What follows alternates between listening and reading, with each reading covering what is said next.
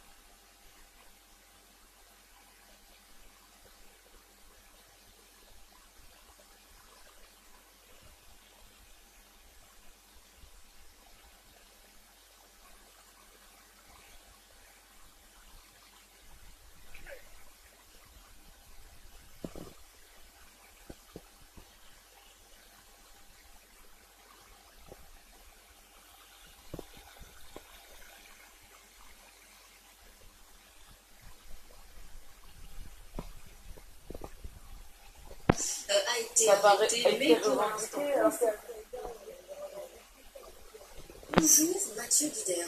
Vous êtes spécialiste des mouvements terroristes islamistes. D'abord, sur l'absence de revendications à l'heure qu'il est, que fait-il en déduire? Il faut en déduire soit que l'opération n'est pas terminée, puisqu'on le sait par votre cas que parfois un attentat entraîne un autre, qu'il y a un commando, qu'il peut y avoir des complicités. Soit le deuxième aspect, c'est que l'État islamique attend, ou l'organisation qui derrière, attend d'abord d'avoir tous les éléments pour faire une revendication sérieuse, avec un testament, avec de l'allégeance. Mais le délai est tout à fait normal pour l'instant. Quels sont les signes qui, selon vous, accréditent la piste islamiste? Pour l'instant, on a beaucoup d'éléments en réalité qui accréditent cela. D'abord le lieu qui est attaqué, qui est une cible habituelle. D'avoir tout pour porter plainte, pour c'est-à-dire le fait d'attendre, de faire le maximum de victimes à ce moment-là, et puis le mode opératoire, le fait d'envoyer un kamikaze comme ça, se faire exploser en pleine foule, c'est également un signe. Donc on a trop d'éléments aujourd'hui pour ne pas, pour exclure la piste islamiste. J'aimerais aussi connaître votre avis sur la symbolique, l'autre symbolique peut-être de cette cible, une des plus grandes salles de spectacle d'Europe. À l'intérieur, beaucoup de familles, c'est les familles qui étaient visées. Non, je crois que là, et c'est plus général, ce n'est pas la première fois, les djihadistes se sont attaqués en Jordanie, en Turquie, en France, dans d'autres endroits. La symbolique des lieux, c'est le lieu de divertissement. Il y a une idée idéologique qui est le fait d'être contre les lieux de divertissement qui sont des lieux de vie, des lieux de jeunesse. Il y a cette volonté d'apporter le malheur là-dedans. Et puis, dans la propagande djihadiste, il y a la volonté de dire vos gouvernements sont en train de bombarder, de tuer des enfants et des femmes dans d'autres parties du monde, eh bien, on va apporter la mort chez vous pour que vous ressentiez la même douleur que nous, on ressent tous les jours. C'est ce message-là qui est répété systématiquement pour apporter la mort sur le territoire de l'ennemi. Merci Mathieu Guilher. Évidemment, vous restez avec nous. Audrey Boutard, notre spécialiste de la justice, je me tourne vers vous. Mathieu Guilher. L'assaillant peut avoir agi seul, comme le dit ce matin la police militaire. Alors, sur les lieux seuls, c'est sûr.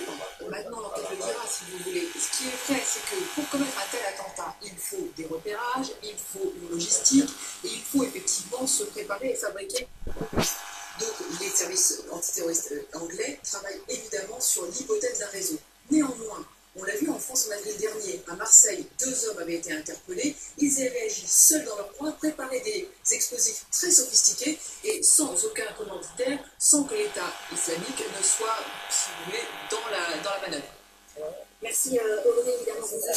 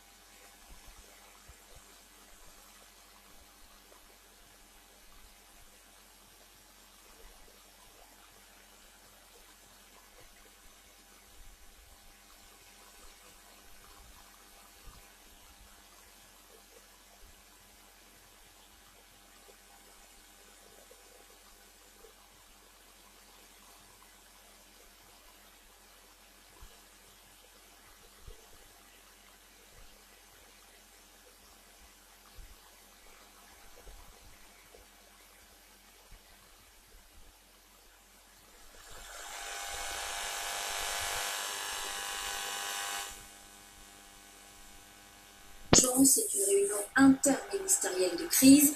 La première ministre Theresa May a pris la parole pour rassurer la population. Pierre Albrecht.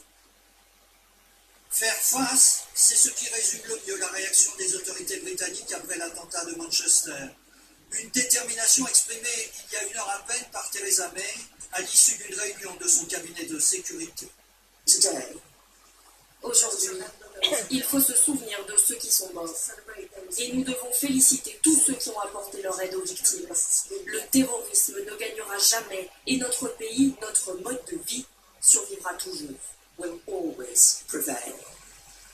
Theresa May qui parle de lâcheté ignoble, innommable, de la part d'un terroriste à l'esprit tordu, malade. Même type de réaction un peu plus tôt du chef de l'opposition travailliste, Jeremy Corbyn, qui se déclare horrifié par cet événement épouvantable. Le maire de Manchester a lui aussi appelé à relever la tête, à ne pas céder à la terreur. Aujourd'hui, nous sommes en deuil, mais nous sommes forts. Aujourd'hui, nous allons nous mettre au travail, comme d'habitude, autant que possible dans notre ville merveilleuse. Solidarité encore cette fois de la part du maire de la capitale, qui écrit que nos pensées vont aux personnes mortes et blessées cette nuit et aux courageux services de secours. Depuis ce matin, les drapeaux sont en berne au 10 Downing Street, siège du chef du gouvernement. Et en direct de Londres, on retrouve maintenant Martine Laroche-Joubert. Martine, la Grande-Bretagne est en période électorale.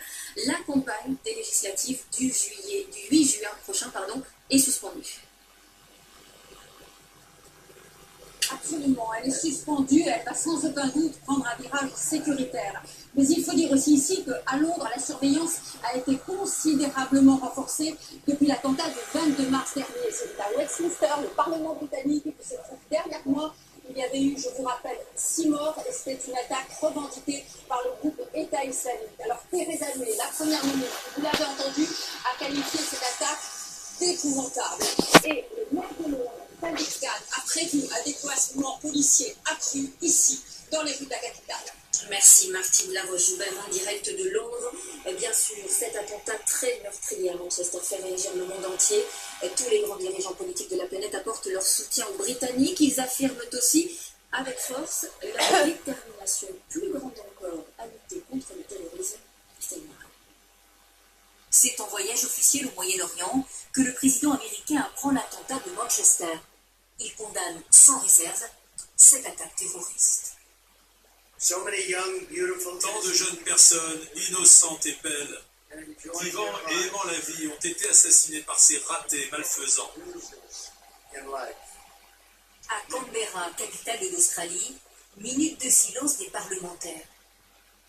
Un pays membre du Commonwealth, allié de la Grande-Bretagne. Oui, nous sommes avec eux aujourd'hui, comme nous l'avons toujours été et le serons toujours. En Allemagne, les drapeaux de l'ambassade britannique à Berlin sont en berne. Angela Merkel respecte aussi une minute de silence après sa condamnation. Cet acte terroriste ne fera que renforcer notre détermination à combattre avec nos amis britanniques ceux qui planifient et exécutent de tels actes inhumains. Drapeau en berne aussi à Bruxelles et soutien à la Grande-Bretagne de la part de l'Union. Je voudrais commencer par exprimer mes condoléances personnelles au nom des institutions de l'Union européenne. C'est une chose. Réaction également à Pékin. Soutien du président Xi Jinping. Il s'exprime à travers un communiqué lu à la télévision publique. Le président Xi Jinping indique que le peuple chinois soutient le peuple britannique dans ce moment difficile. Les condamnations et messages de soutien ne cessent d'affluer de par le monde. Oui, à l'instant, cette information qui nous parvient aussi. La reine Elisabeth II réagit à son tour. Elle condamne, je cite, un acte barbare. Concernant Donald Trump, lui aussi a réagi. Franck Genozo, vous suivez le président américain dans sa visite en Israël et en Cisjordanie occupée. Vous êtes à Jérusalem où forcément il suit de très près l'actualité britannique.